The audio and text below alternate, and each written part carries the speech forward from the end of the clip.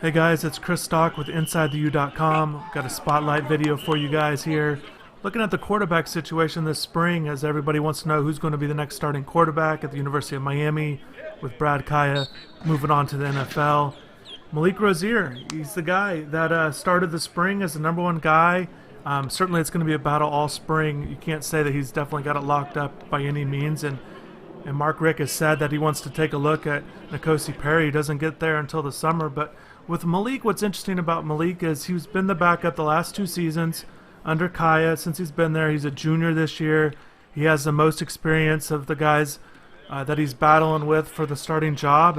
And frankly, to me, he seems to be the guy that they're looking for in terms of his mobility. You know, last season with Richt, he talked so much about, Brad not being the most mobile guy. And, as you see during practices, they're working on a lot of run-pass options right here. And Malik's got good footwork. He understands that and can run. He's got a little bit of a dual threat to him, which I think that's what they're looking for a little bit right now.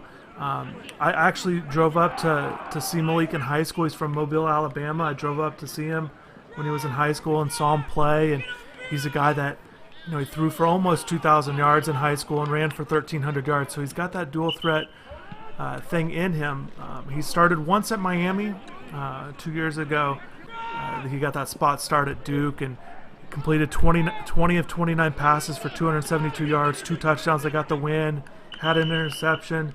One thing he didn't do real well there was he didn't run for positive yardage. But I think you see, Malik definitely has the footwork, and he's a guy that struggled, at first with Mark Richt's system when they came in, and he's a guy who was still and he admitted that, the footwork stuff and doing things differently what Mark wanted. But I just think Malik's a guy to definitely I do see him being the starter when the season opens up, because I think he's got the experience and the tools that they're looking for, unless N'Kosi comes in.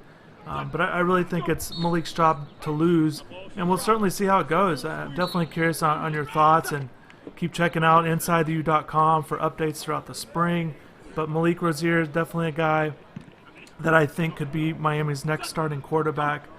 And he's a guy that I think is going to continue to grow and get better as the spring goes on, but we'll see. Thanks for tuning in.